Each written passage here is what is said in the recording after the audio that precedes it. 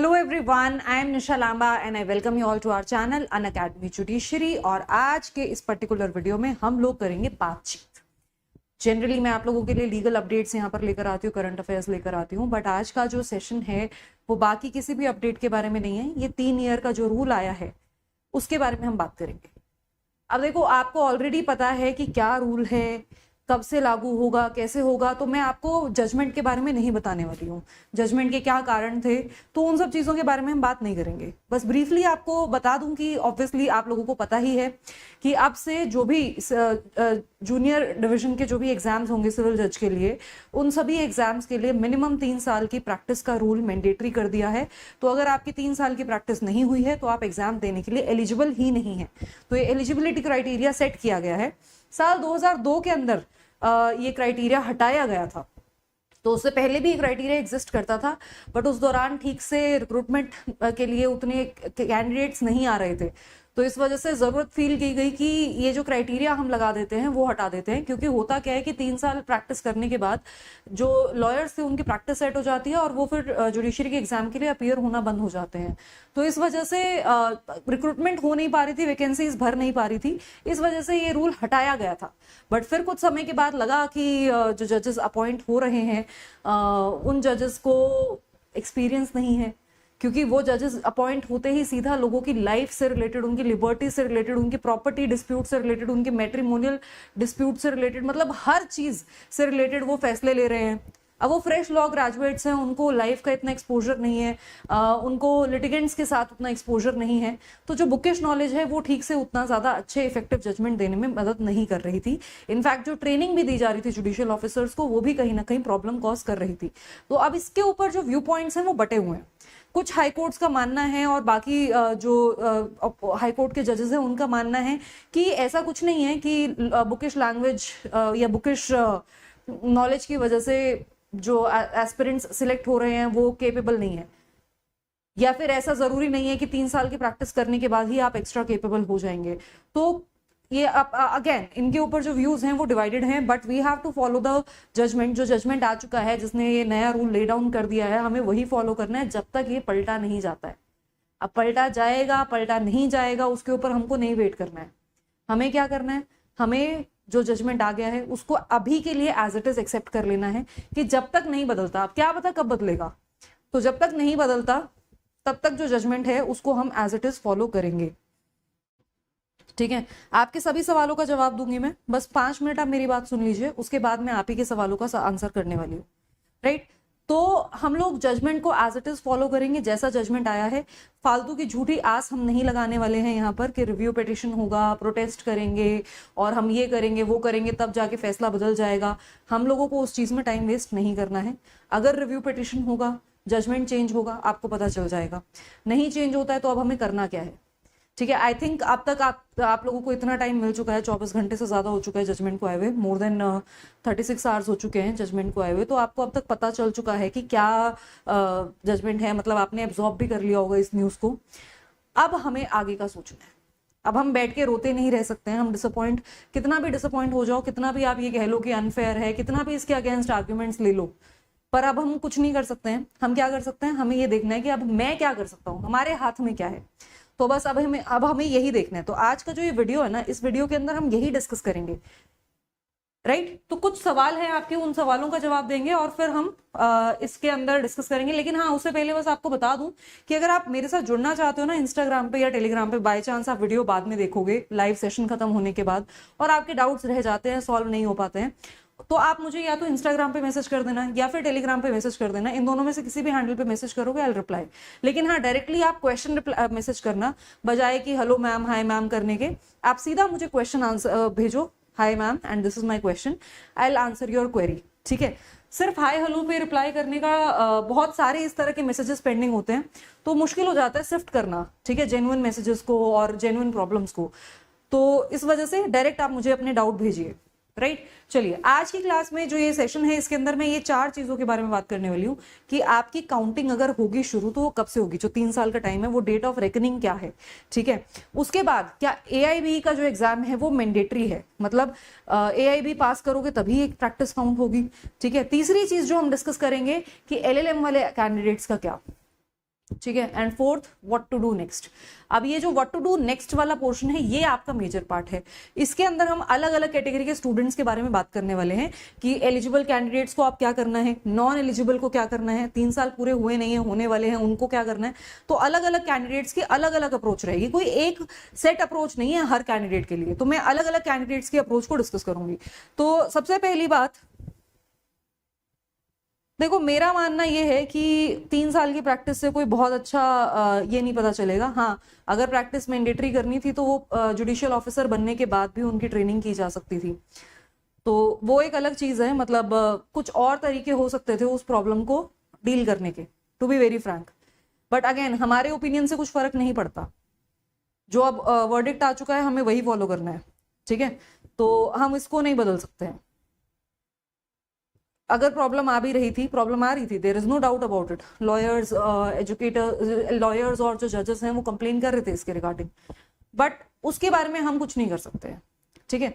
चलिए, तो अब पहली चीज क्या है, काउंटिंग कब से स्टार्ट होगी। देखो, काउंटिंग आपकी ना, जब आप एलएलबी कंप्लीट कर लेते हो, एलएलबी कंप्लीट करते ही आप क्या करते हो, रजिस्टर करते हो, एनरोल करते हो जाके, और वो आपको एक प्रोविजनल एनरोलमेंट मिल जाता है, जिसको हम कहते हैं टेम्परेरी। आपको मिल गया, आपका एनरोलमेंट नंबर मिल गया आपको।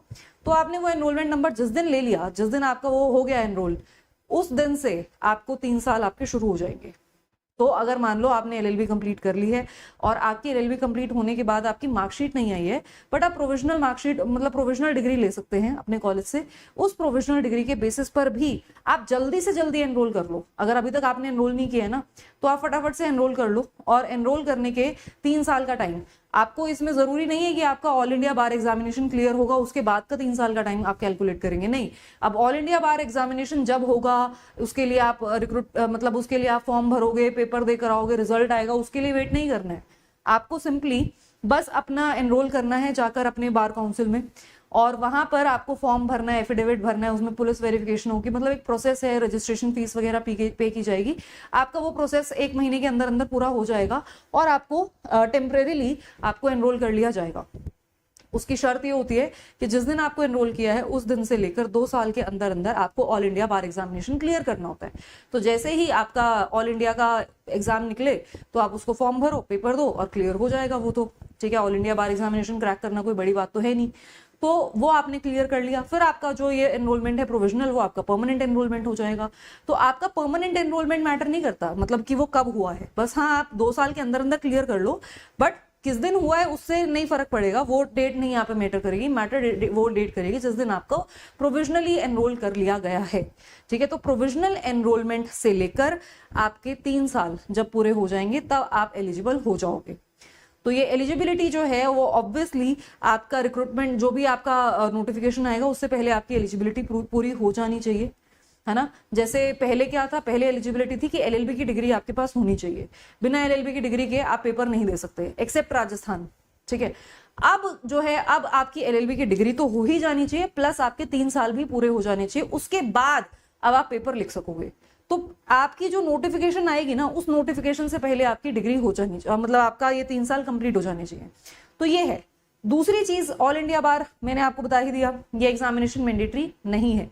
हाँ, लेकिन आपने अगर रजिस्टर किया, क्योंकि आपका एनरोलमेंट अदरवाइज कैंसिल हो जाएगा अगर आप 2 साल के अंदर अंदर आपने ऑल इंडिया बार एग्जामिनेशन क्लियर नहीं किया, फिर आपको दोबारा से रजिस्टर करना पड़ेगा और वो सब। तो इस वजह से 2 साल के अंदर अंदर आप अपना रजिस्ट्रेशन करा लो, मतलब ऑल इंडिया बार एग्जामिनेशन क्लियर कर लो।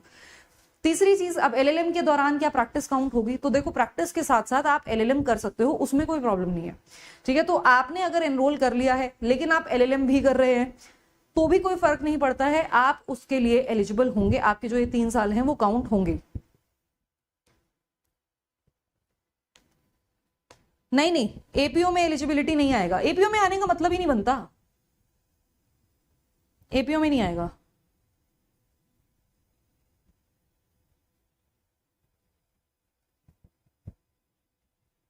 हाँ, जो एलिजिबल हैं उनके लिए गोल्डन अपॉर्चुनिटी है। इनफैक्ट अभी जो बच्चे इन एलिजिबल भी है ना, लेकिन जो वैकेंसीज ऑलरेडी निकली हुई थी, जिनमें रिक्रूटमेंट प्रोसेस स्टार्ट कर दिया था, वहां पर वो रूल अभी नहीं है। तो अभी जिन बच्चों के मतलब आपको लगता है कि ये नया जजमेंट आने की वजह से आप इनएलिजिबल हो गए हो, लेकिन लेट्स से अभी जैसे गुजरात का पेपर था वो बीच में अटका हुआ था, कर्नाटक का है, छत्तीसगढ़ का है, तो इस तरह के जो पेपर अटके हुए थे अब उनको उसी तरह से जो पहले वाले रूल थे उसी के हिसाब से पेपर लेना पड़ेगा। तो आप लोग अगर इनएलिजिबल हो भी रहे हो ना, तो अभी जी तोड़ मतलब वीडियोस भूल जाओ, सब कुछ छोड़ दो, जी तोड़ मेहनत कर लो, ठीक है, और मेहनत करके ये वाले ही पेपर निकाल दो। इसको सोचो कि आपने आपकी चाहे कैसी भी तैयारी हो, मान लो आपकी तैयारी उतनी ज्यादा अच्छी नहीं है, आप ये सोच रहे थे तो पहले ही अटेम्प्ट है, कौन सा मेरा होम स्टेट है, क्या ही फर्क पड़ता है, ये तो बस मैं पेपर देने के लिए दे रहा हूं, नहीं, आप इसको सीरियसली दे दो। चाहे आपका होम स्टेट ना भी हो, कोई भी स्टेट हो, सीरियसली पेपर दे दो। अगर अभी सिलेक्ट हो गए तो बहुत बढ़िया है, फिर आप इस रूल से बच जाओगे। अगर नहीं हुए तो फिर आपको वही 3 साल का जो मैंडेटरी पीरियड है वो पूरा करना पड़ेगा, क्योंकि अब से जो नोटिफिकेशन आएंगी ना, जो न्यू नोटिफिकेशंस आएंगी, उन नोटिफिकेशंस में ये रूल अप्लाई होगा। तो ये आपको बहुत अच्छे से क्लियर हो जाना चाहिए कि अगर अभी पुरानी नोटिफिकेशंस जो अबेयंस में थी, अब उनकी रिक्रूटमेंट अगर आगे कंटिन्यू होगी तो उनके ऊपर 3 साल का रूल अप्लाई नहीं हो रहा है। तो अगर आप इनएलिजिबल हो भी रहे हो ना, तो अभी से जी तोड़ मेहनत करके जो अभी अपकमिंग पेपर हैं इनको क्लियर कर लो, आपको ये 3 साल की प्रॉब्लम फिर दिक्कत नहीं देगी, ठीक है। तो ये है। नेक्स्ट, पॉक्सो की क्लासेस आदित्य कल होगी, कुछ शेड्यूलिंग का मिसअंडरस्टैंडिंग था तो इस वजह से। हाँ, लॉ फॉर्म का एक्सपीरियंस काउंट होगा, don't worry about that. Law clerk का एक्सपीरियंस भी काउंट होगा। चलिए, नेक्स्ट आपका है कि अब हमें करना क्या है, what do we have to do now। तो देखो ये ना अलग अलग कैटेगरीज के स्टूडेंट्स के लिए है। तो सबसे पहले तो मैं उन स्टूडेंट्स की बात कर लेती हूँ जिनकी एलएलबी कंप्लीट हो चुकी है, 3 साल भी पूरे हो चुके हैं, अब आप तो एलिजिबल हो, तो आपको किसी चीज का वेट नहीं करना है, आपके लिए कॉम्पिटिशन काफी हद तक कम हो गया है, ठीक है। तो आप इस गोल्डन अपॉर्चुनिटी का इस्तेमाल करो और अपने एग्जाम की तैयारी करो, जो भी आपके कोर सब्जेक्ट्स हैं उनको रिवाइज करो। देखो अब ये जो 3 साल की प्रैक्टिस है, इससे क्या हुआ है, इससे आपसे एक्सपेक्टेशन बढ़ गई है। ये क्यों बढ़ाई है ये एक्सपेक्टेशन, क्योंकि जो एस्पिरेंट्स आ रहे थे, जो सिलेक्ट हो रहे थे, उनको प्रोसीजर के बारे में पता ही नहीं है, उनको कोर्ट की वर्किंग के बारे में पता ही नहीं है। तो आपको क्या करना है, अगर मान लो आपको प्रैक्टिस, आपके 3 साल वैसे पूरे हो गए हैं बट आपको कोर्ट के बारे में अभी भी नहीं पता है, तो भाई 1-2 महीने लगा के ना कोर्ट के बारे में जान लो, ठीक है। तो ताकि आप इंटरव्यू में दिक्कत ना है, क्योंकि इंटरव्यू डिफिकल्ट होगा, इंटरव्यू प्रैक्टिस के ऊपर ही होगा। तो ये आप जानकारी ले लो। अगर आपने अब तक जानकारी नहीं ली है, अभी तक आपको कोर्ट की प्रोसीडिंग्स के बारे में नहीं पता है, तो जाके ये सारी जानकारी प्राप्त कर लो, ठीक है। दूसरी चीज, अपने कोर सब्जेक्ट्स को रिवाइज करना शुरू करो, अपना जो मॉक टेस्ट है वो लगाओ, मॉक इंटरव्यू की तैयारी करो, अपडेटेड रहो, सारे लीगल करंट अफेयर्स कर लो, ठीक है। और जितने भी स्टेट्स जो भी नोटिफिकेशन आ रहे हैं हर जगह अप्लाई कर दो, कहीं ना कहीं सिलेक्शन हो जाएगा। तो आप ये मौका मत गवाओ, ठीक है। उसके बाद नेक्स्ट चीज क्या है कि अगर आप एलिजिबल तो नहीं है, एलएलबी कंप्लीट हो चुकी है बट 3 साल कंप्लीट नहीं हुए हैं। अब मान लो आपकी एलएलबी कंप्लीट हो गई है, एनरोलमेंट आपने कराया था 2023 में, अभी आपके 3 साल पूरे हुए नहीं है, आपके 3 साल जाके होंगे 26 के अंदर। तो अब आपको क्या करना है, आपके पास भी इतना टाइम नहीं है, आप अपनी तैयारी कंटिन्यू रखो। अगर आप तैयारी के फेज में हो ऑलरेडी तो अपनी तैयारी को कंटिन्यू रखो, प्रैक्टिस नहीं कर रहे थे तो प्रैक्टिस करना शुरू कर दो, राइट। आप जाके कोर्ट का एक्सपीरियंस लेना शुरू कर दो, और अगर आपने एनरोल अभी तक नहीं करवाया है तो एनरोल करवा लो। एनरोलमेंट हो गया है, एलएलबी कंप्लीट हो चुकी है, तो 3 साल पूरे करने दो और अपनी तैयारी करो, आप मत रुको, क्योंकि आपके पास इतना टाइम नहीं है। जो नए बच्चे हैं जो अभी एलएलबी कर रहे हैं उनके लिए अलग गाइडलाइंस है, बट जिनकी एलएलबी पूरी हो चुकी है, एनरोलमेंट नहीं करवाया है, करवा लो।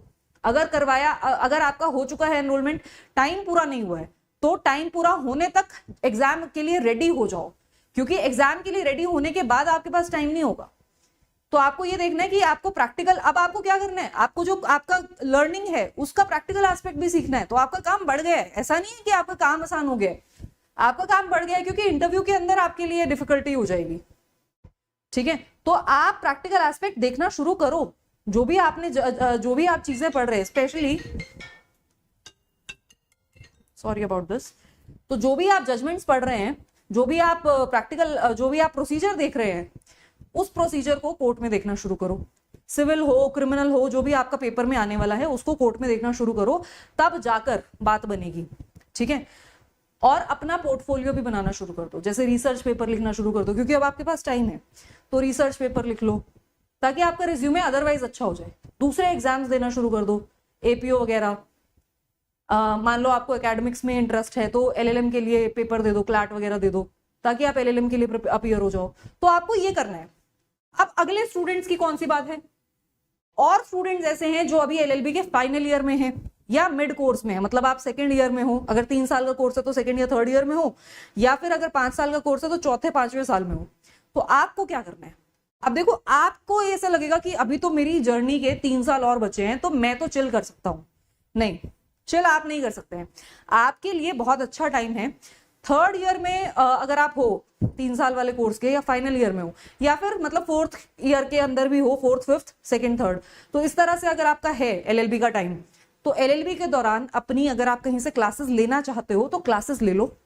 जो आपका जुडिशरी का आपका कोर सिलेबस है, जो आपका सब्जेक्ट्स हैं, क्योंकि बहुत सारे सब्जेक्ट्स हैं, लेंदी सिलेबस है, तो वो सिलेबस क्लासेस के साथ साथ निपटा लो।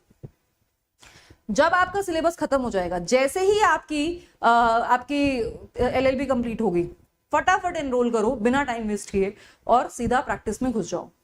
जब आप प्रैक्टिस में घुसोगे तो साथ साथ आपको सिलेबस तो रिवाइज करना है, जो आपने थ्योरेटिकली समझ लिया, पढ़ लिया, अब उसी का प्रैक्टिस आपको देखनी है। अब जब आप वो प्रैक्टिस देखोगे ना, तो आपके जो कॉन्सेप्ट्स हैं वो और ज्यादा स्ट्रांग हो जाएंगे, और आप इंटरव्यू में अच्छे क्वेश्चंस को ठीक से आप आंसर कर पाओगे, आपको डर नहीं लगेगा। तो ये जो प्रैक्टिस का एक मैंडेट आपके ऊपर आया है ना, इससे डरना नहीं है, इससे भागना नहीं है। आपको सिर्फ और सिर्फ कोशिश ये करनी है कि मैं अपने आप को और ज्यादा कैसे निखारूं, क्योंकि ये सबके लिए आया है। तो सारे अब इन्हीं चीजों को अंडरस्टैंड करने की कोशिश करेंगे। आपको समझना है कि जजमेंट के पीछे का लॉजिक क्या है, रैशनल क्या है, ताकि हमारे पास बेटर जजेस आए, ताकि जो प्रॉब्लम्स पहले फेस करनी पड़ रही थी अब वो नए जजेस के साथ फेस ना करनी पड़े। तो वो कब फेस नहीं करनी पड़ेगी, जब आपको एक्चुअल में प्रैक्टिकल नॉलेज होगी। कहने को तो मैं आपको ये बोल दूंगी कि हाँ भाई, आप जाके ना किसी भी 10 साल के जिनके पास भी एक्सपीरियंस है एडवोकेट का, या किसी जज के पास जाकर आप सर्टिफिकेट ले लो और फिर पेपर दे देना। बट इंटरव्यू में क्या करोगे, इंटरव्यू में जब तक प्रैक्टिकल आपको नॉलेज नहीं होगी तो फिर कैसे पेपर में, कैसे एग्जाम निकलेगा। तो इस वजह से इंटरव्यू अगर क्रैक करना है ना, तो उसके लिए बहुत जरूरी है कि आप प्रैक्टिकल नॉलेज आपको लेना है। मैं नहीं कह रही कि आप 3 साल जाके कोर्ट में बैठो, बट इतना आप बैठो कि आपको इंटरव्यू में हर तरह का क्वेश्चन अगर आपसे पूछा जाए तो आप आंसर कर सको। ठीक है, तो आपको यही करना है। आपको क्लासेस अगर आप कहीं से लेना चाहते हो, चाहे ऑनलाइन हो ऑफलाइन हो, कैसी भी क्लासेस हो, वो क्लासेस लो। ठीक है, इंटर्नशिप कर सकते हो तो इंटर्नशिप कर लो, बट इंटर्नशिप में टाइम ना लगाओ, क्योंकि अगर आप कॉलेज और क्लासेस लगा रहे हो तो बस उतना ही हो पाएगा। उसके बाद आपको 3 साल की प्रैक्टिस में जाना है, और साथ में अगर आप एलएलएम के लिए जाना चाहते हो तो साथ साथ एलएलएम के लिए आप अप्लाई कर दो। मान लो आपको यूजीसी वगैरह देना है, आपको टीचिंग में जाना है, तो आप वो भी कर सकते हो। लेकिन आप फटाफट से बस एलएलबी कंप्लीट होते ही प्रैक्टिस। अच्छा, और एक और चीज, वकालतनामा वगैरह में भी अपियर होना शुरू कर दो। वकालतनामा की अभी तक ऐसी कोई रिक्वायरमेंट आई नहीं है कि इतने वकालतनामा होने चाहिए और ये सब, क्योंकि वो अभी नहीं आएगी। स्पेशली जो फ्रेश लॉ ग्रेजुएट्स है उनके लिए ये इसके चांसेस कम है। हालांकि अभी स्टेट्स को टाइम दिया गया है 3 महीने का, हर स्टेट अपने अपने रूल्स अभी बनाएगा, लेकिन वकालतनामा भी अपने उसमें अपनी अटेंडेंस वगैरह अपनी लगानी शुरू कर दो, कोई बुराई नहीं है, सेफ साइड के लिए ये करना चाहिए। तो ये चीज आप कर लो। देखो अब, हाँ हाँ, अगर आप 2022 में आपकी एलएलबी हो चुकी है और आपने पहले नहीं किया था तो अब कर लो, ठीक है, कोई दिक्कत नहीं है।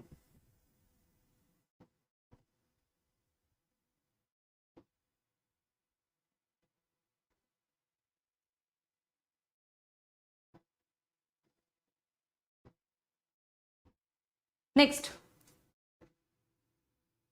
मैं अभी आपके सभी के आंसर दूंगी। तो देखो, ये जो अब जो बच्चे हैं ना परेशान हो रहे हैं, अब आपको ये समझना है आपको किस जॉब के लिए आप जा रहे थे, किस पोजीशन के लिए आप जा रहे थे।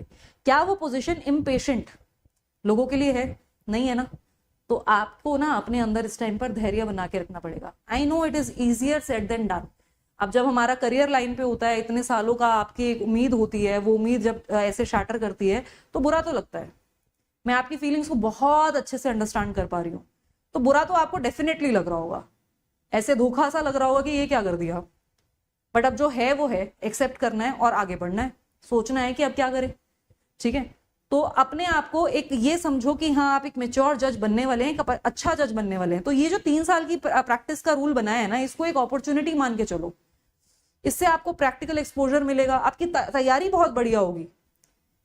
जो चीजें आप थ्योरेटिकली देख रहे हो, जब उन्हीं का प्रैक्टिकल देखोगे तो वो चीजें भूलोगे भी नहीं, उनके जो छोटे छोटे नुआंसेस होते हैं वो याद रहेंगे, और कॉन्फिडेंस आपका बहुत अच्छा बनेगा। कल को आप जब जज बनोगे ना, तो आपको हर तरह के लॉयर से डील करने का एक एक्सपीरियंस होगा।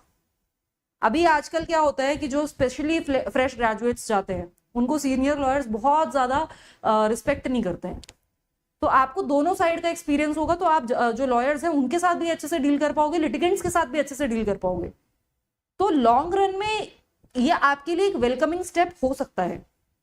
अभी बुरा लग रहा है, मैं आपकी साइड हूं, मैं आपकी बात को बहुत अच्छे से समझ रही हूं, बट इसको हमें ना अच्छे तरीके से देखना है। हमारा पर्सपेक्टिव है, हमें हमारा पर्सपेक्टिव खुश और दुखी कर सकता है, तो इसको आप एक अपॉर्चुनिटी की तरह लेकर चलो, ठीक है। अब बस आपको एग्जाम के लिए प्रिपेयर करना है। ऐसा नहीं है कि सपना टूट गया अब नहीं। देखो, अब एज भी आपको देखनी है। अब आपकी एज ही निकल जाएगी जब तक आप एलिजिबल होगे, तो फिर तो आपको अपने दूसरे रास्ते चूज कर लेने चाहिए। बट अगर आपके पास एज है और आपके पास अभी आपकी तैयारी आप कर भी चुके हो, तो प्रैक्टिस में जाने में कोई बुराई नहीं है। प्रैक्टिस में जाओ, जब टाइम आएगा तब कर लेंगे। जैसे अब कुछ बच्चे बोल रहे हैं फाइनेंशियल क्राइसिस थे, ठीक है, या फाइनेंशियल क्राइसिस हैं और प्रैक्टिस में पैसा नहीं मिलता है, हम तो इसी के भरोसे बैठे थे और इतनी मेहनत कर रहे थे और अब हमारे साथ ये हो गया। तो भाई आप एपीओ का पेपर दे दो जब भी कोई पेपर आए, या फिर आप किसी भी हाई कोर्ट या सुप्रीम कोर्ट के जज के अंडर लीगल क्लर्कशिप कर लो, ठीक है। तो वहां से भी आप बहुत सारी, वहां पे कुछ पैसे मिल जाएंगे अलग अलग जगह पे। जैसे सुप्रीम कोर्ट के अंदर 80-90 हजार भी मिल जाते हैं महीने के। कॉन्ट्रैक्चुअल होती है वो जॉब, उसके लिए पेपर देना पड़ता है, तो आप वो एग्जाम दे सकते हैं। आप हाई कोर्ट की वैकेंसीज आती हैं, वहां पर कर सकते हैं, 40-50 हजार वहां पे भी आपको महीने के मिल जाएंगे। तो आपको क्या होगा, आपको अपनी तैयारी करने के पैसे मिलेंगे। ट्रस्ट मी ऑन दिस, क्योंकि वहां पर आप जब लॉ समझोगे, मतलब जब रिसर्च वर्क करोगे, तो वो आपकी नॉलेज को इतना अच्छा बना देगा कि वो आपको इंटरव्यू में हर जगह पे हेल्प करने वाला है। तो आप उसके लिए चले जाओ, वहां पर कंपटीशन बढ़ेगा, बट करो। और क्या करना है हमको, है ना। हमें अपने लिए एक सीट चाहिए, चाहे वो जुडिशरी हो चाहे वो लीगल क्लर्कशिप हो, वो आपको आगे लॉन्ग रन में बहुत हेल्प करने वाला है। So choose that. अगर आपको लीगल क्लर्कशिप नहीं मिल रही है, तब तक सीनियर एडवोकेट के पास काम करना शुरू कर दो, ठीक है। और जब आप काम कर रहे हो ना, तो ये नहीं कि हाँ बस एडजर्नमेंट कर ली, टाइपिंग कर ली और ये सब हो गया। नहीं, क्लरिकल काम में इंटरेस्ट, ठीक है, आप वो एडवोकेट के ऊपर डिपेंड करता है वो आपको क्या काम दे रहा है, बट कोर्ट की प्रोसीडिंग्स ऑब्जर्व करो ना जाके।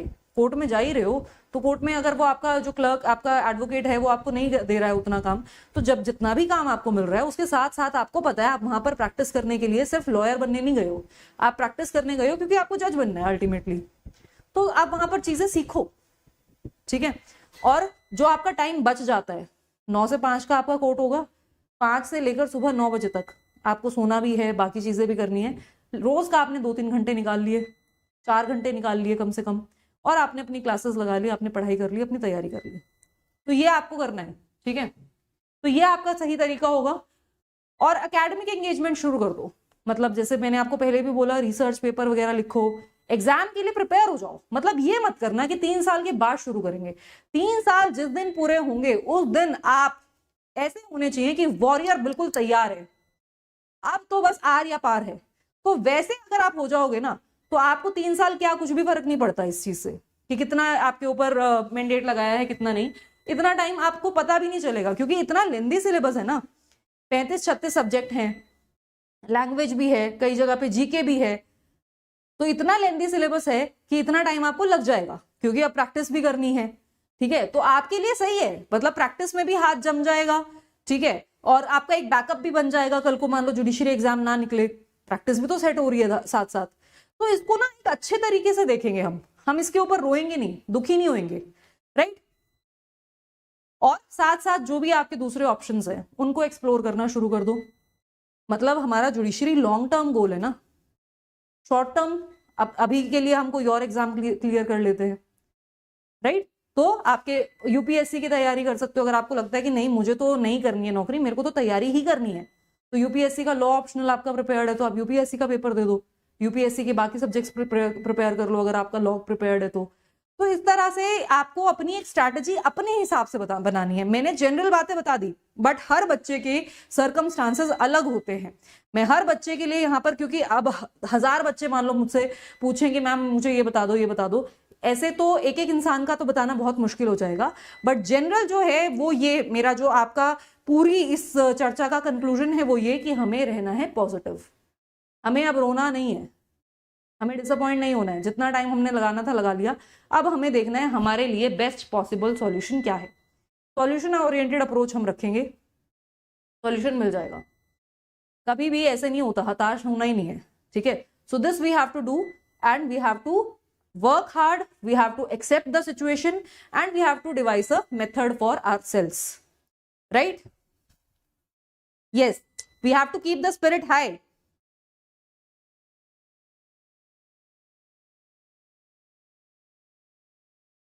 एनरोल 6-7 महीने में नहीं है, ऐसे आप इसको थोड़ा इस प्रोसेस को जल्दी कर सकते हैं संजना।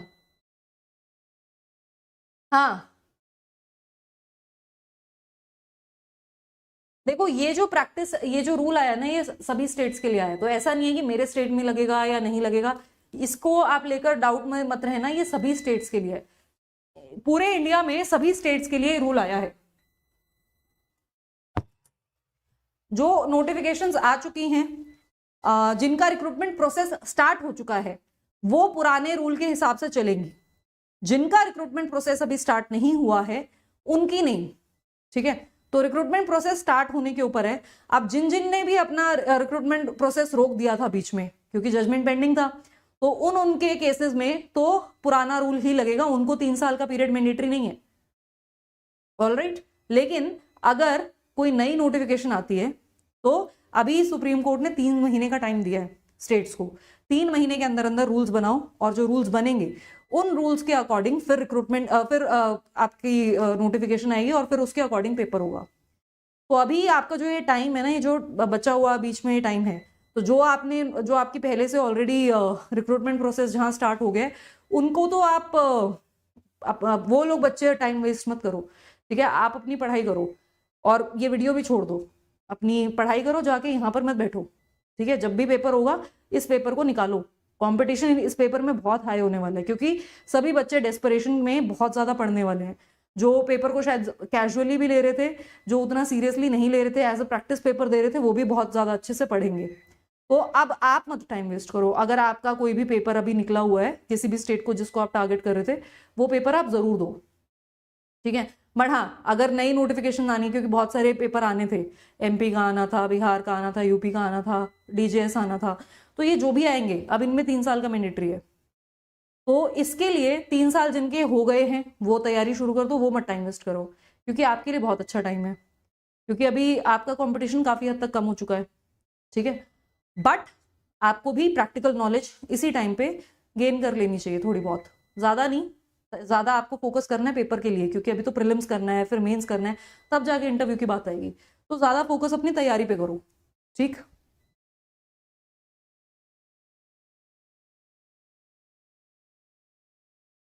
नहीं नहीं, आपको अलग से कोर्ट में रजिस्टर नहीं होना होता, स्टेट बार में एनरोल कर लिया।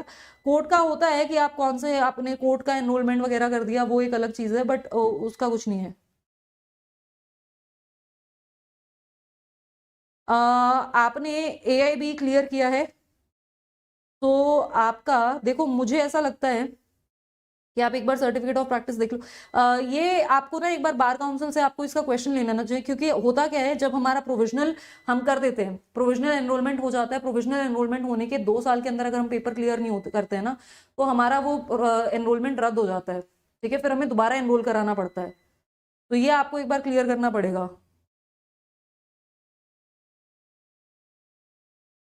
APO की तैयारी बिल्कुल करनी चाहिए, बिल्कुल भी टाइम वेस्ट मत करो, APO की तैयारी कर लो, वहां से भी आपका टाइम, जो ये आपका प्रैक्टिस का पीरियड है, वो काउंट होगा।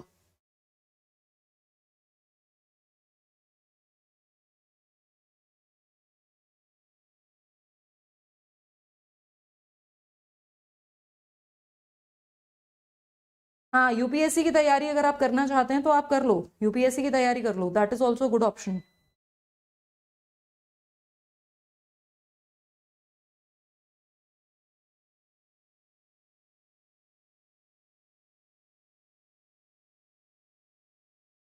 देखो चेंज होगा तो बहुत अच्छी बात है ना, सब वो तो सबके लिए अच्छी गुड न्यूज़ है, आएगा तो पता चल जाएगा।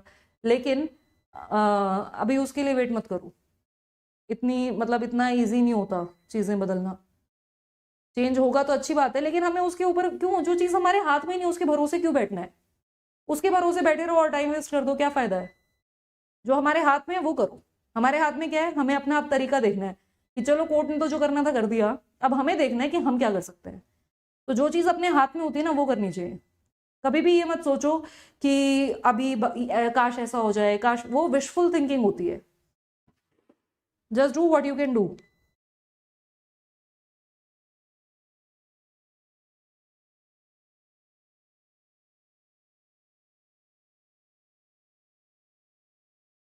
Yes, APO is counted in eligibility.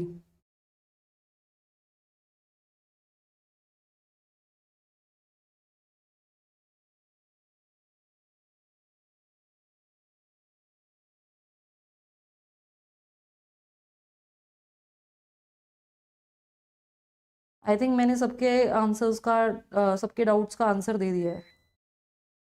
कोई बच्चा रह गया है क्या? यार रिलैक्सेशन की उम्मीद के भरोसे मत बैठो, मतलब वो तो नहीं होगा, 3 साल का मैंडेटरी है तो है। प्रियंका पूछ रही है मैम 2024 में पास आउट हूँ, तो प्रैक्टिस स्टार्ट कर दूँ? हाँ बिल्कुल, और प्रैक्टिस स्टार्ट करके प्रिपरेशन कर लो। आई होप आप एनरोल्ड हो गए, अगर एनरोल्ड नहीं हो तो एनरोल भी कर लो फटाफट से, ठीक है।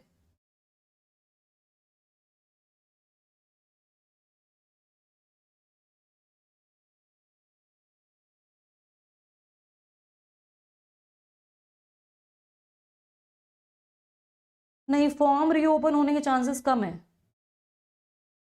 बट अगर हो गए तो अच्छी बात है, बट कम चांसेस लग रहे हैं उसके। हाँ, PSU वगैरह का पेपर आप दे सकते हो।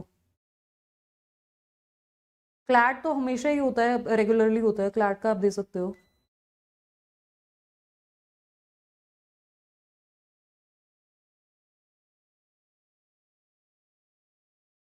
ऐसे स्टे नहीं लगेगा, मुश्किल है, उसके भरोसे मत बैठो, जो एक्शन लेना है वो लो।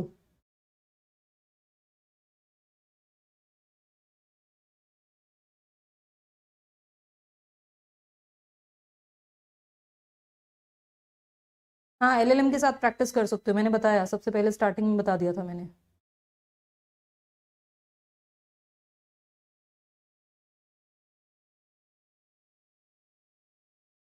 हाँ, अगर आपका एनरोलमेंट है और प्रैक्टिस का सर्टिफिकेट बन जाएगा तो कोई दिक्कत नहीं है। चलो, तो दैट्स ऑल आज के लिए। इन केस आपका कोई डाउट रह गया हो, मुझसे मिस आउट हो गया हो, तो प्लीज़ बुरा मत मानिएगा, आप मुझे मैसेज कर दीजिएगा, मैं वहां पर आपको रिप्लाई कर दूंगी, ठीक है। इंस्टाग्राम का मैंने आपको बता दिया है मेरा अकाउंट। बहुत सारे मैसेजेस थे तो आगे पीछे हो जाते हैं ऊपर नीचे, तो ये मेरा इंस्टाग्राम का अकाउंट है nisha_lama07, और टेलीग्राम पर है nisha_lama1511। यहाँ पर आप मुझसे जुड़ जाइए और आप मुझे अपने मैसेजेस भेज दीजिए, ठीक है। PhD के साथ नहीं होता है।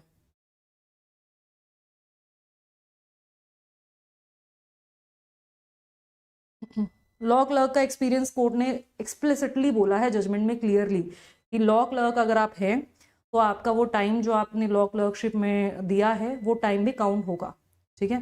तो उसको लेकर घबराने की जरूरत नहीं है। चलो, मिलते हैं आपसे अगले सेशन में। सुबह सुबह मैं आपको लीगल करंट अफेयर्स कराऊंगी, तो 9 बजे आ जाना। 9 बजे लीगल करंट अफेयर्स करेंगे, अपनी तैयारी बढ़िया करेंगे, मजबूत पुख्ता तैयारी करेंगे, एग्जाम आने से पहले एग्जाम को फाड़ने के लिए तैयार हो जाएंगे, ठीक है। चलो, रिव्यू पिटिशन का स्कोप देखो। रिव्यू पिटिशन आपको लगता है कि नहीं फाइल होगी? ऐसा हो सकता है? ऐसा हो ही नहीं सकता कि रिव्यू पिटिशन फाइल ना हो। और अब क्या होगा, कोर्ट क्या करेगा क्या नहीं करेगा वो एक अलग चीज है। देखो, जजमेंट के ऊपर ना, जजमेंट ऐसा नहीं है कि इलीगल जजमेंट है या आर्बिट्रेरी जजमेंट है कि बस उसको आते ही हटा देंगे, ऐसा नहीं होगा। जजमेंट के जो ग्राउंड्स है ना, जिन ग्राउंड्स के ऊपर जजमेंट दिया गया है वो well considered, well thought out judgment है। हमें अच्छा नहीं लग रहा है, लेकिन जो ऑब्जेक्टिव है आप सुप्रीम कोर्ट के पॉइंट ऑफ व्यू से समझिए, आप कोर्ट्स की वर्किंग के पॉइंट ऑफ व्यू से समझिए। तो ऐसा नहीं है कि जजमेंट खराब दी है, हमें अच्छा नहीं लग रहा है क्योंकि हमारे खुद के इंटरेस्ट वहां पर आ रहे हैं, ठीक है। अगर आप इसको अनबायस्ड पॉइंट ऑफ व्यू से देखोगे तो इतना कोई खराब जजमेंट नहीं है। हाँ, जो एस्पिरेंट्स काम कर रहे हैं उनको मतलब अगर थोड़ा मौका दिया जाता कि इतने टाइम के बाद ये लागू होगा और ये सब, तो मे बी थोड़ा प्रैक्टिकली आप प्रिपेयर हो जाते। बट अगेन कोर्ट आपकी सेंटिमेंट्स के अकॉर्डिंग नहीं बट बल्कि जुडिशरी की वर्किंग के अकॉर्डिंग जजमेंट देगा कि क्या जुडिशरी के लिए बेटर है ना। तो चलो, कल मिलते हैं आपसे सुबह 9 बजे लीगल करंट अफेयर्स की